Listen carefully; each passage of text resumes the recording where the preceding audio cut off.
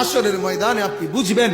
যদি বেলালকে জিজ্ঞাসা করেন, বেলাল ঈমানের দাম কত, বেলালকে বলবেন ঈমান কাকে বলে, তো হযরতে বেলাল বলবে উত্তপ্ত বালুর মধ্যে বুকে পাথর চাপা দিয়ে মরুভূমির রৌদ্রের মধ্যে পড়ে থাকাকে ঈমান বলে।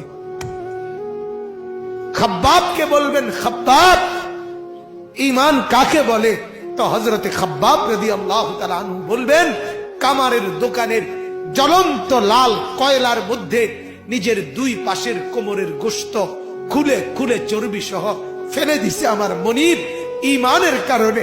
ঈমান এটাকে আপনি কি বুঝবেন? আপনি তো বুঝেন নাই বাপ। সারা পৃথিবীর জনসংখ্যা একেবারে বরাবর 800 কোটি পৌঁছে গেছে। 800 কোটি মানুষের মধ্যে 200 কোটি যদি ইমানদার হয়, মুসলমান হয়, তা এখনো তো এই মুহূর্তে 600 কোটি বেঈমান পড়ে আছে।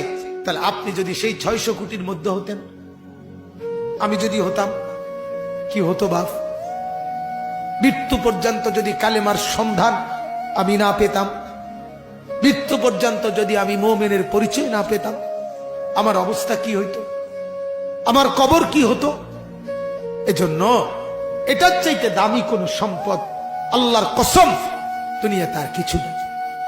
লা ইলাহা ইল্লাল্লাহ এই কালেমার সর্বনিম্ন দাম, সবচেয়ে কম মূল্য আল্লাহ যেটা দিবেন কালেমার, সেটা হলো 10 দুনিয়া বরাবর জান্নাত দান।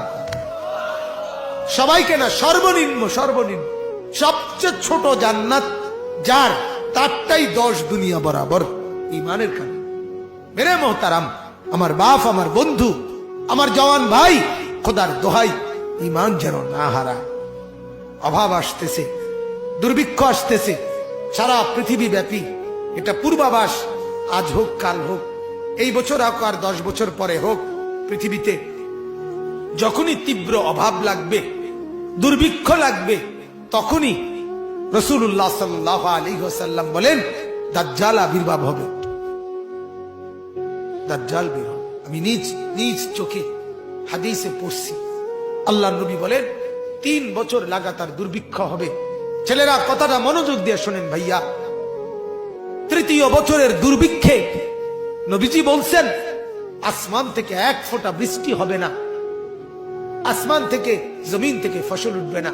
এজন্য হাত ধরে বলি ভাইয়া, চতুর্দিকের এই দুর্ভিক্ষে, অভাব, পেরেশানি আর অস্থিরতা, আজ হোক কাল হোক, এটা পূর্বাভাস।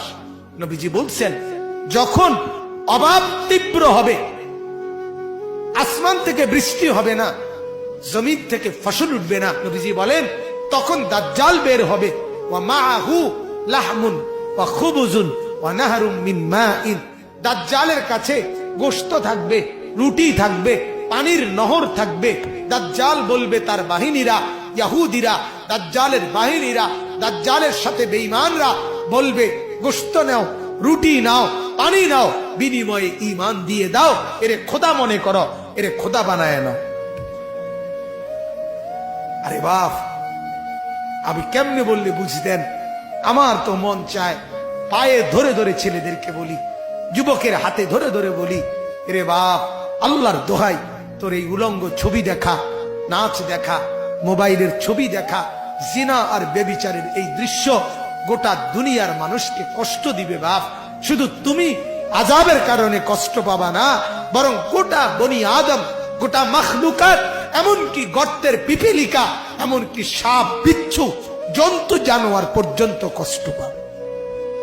সব অভাব লাগবে এই গুনার কারণ, গুনার কারণ, নাফরমানির কারণ। কোরআনুল কারীমের মধ্যে আল্লাহ তাআলা বলেন ওমা আসাবাকুম মিন মুসিবাতিন ফাবিমা কাসাবাত আইদিকুম। গুনাহের কারণে মুসিবত।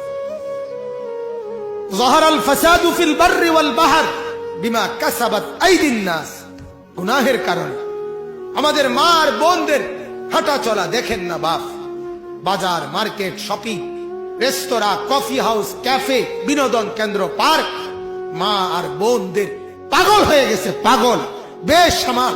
এই অল্প কিছু মোল্লা মৌলবী, অল্প কিছু মসজিদ মাদ্রাসা, এগুলা যদি বুলডোজার দিয়া এগুলা যদি ধ্বংস করে সমান করে দিতে পারত, তো এদেশের রাস্তায় রাস্তায় উলঙ্গ যুবক আর যুবতী জিনার ব্যভিচার করত।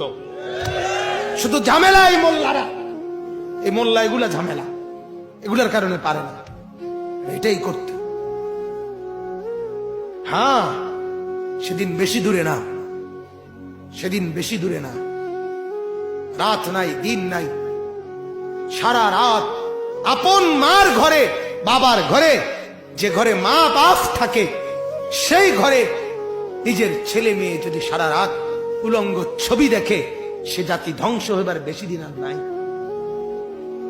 বেশি দিন আর নাই।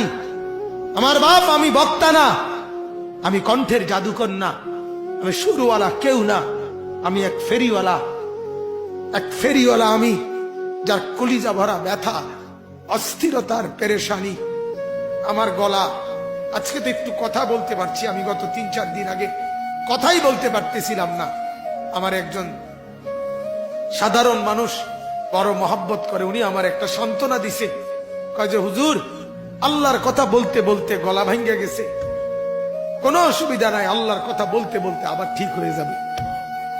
আমি বলছি, চাচা, লক্ষ টাকার ঔষধ এটা, আপনার এই কথাইটা। হ্যাঁ, মালিকের কথা বলতে বলতে। কত মানুষ, তাহলে এই জন্য বাপ, হালাত কোথায় আমাদের? ইমানের কদরটুকু আমরা করলাম না ভাইয়া, ইমানের কদর করলাম। আমি যে মুসলমান, আজকে যুবক এটা পরিচয় দিতে চায় না, মাথার চুল থেকে পায়ের নখ দেখে বুঝার কোনো উপায় নাই, সে মুসলমানের বাচ্চা।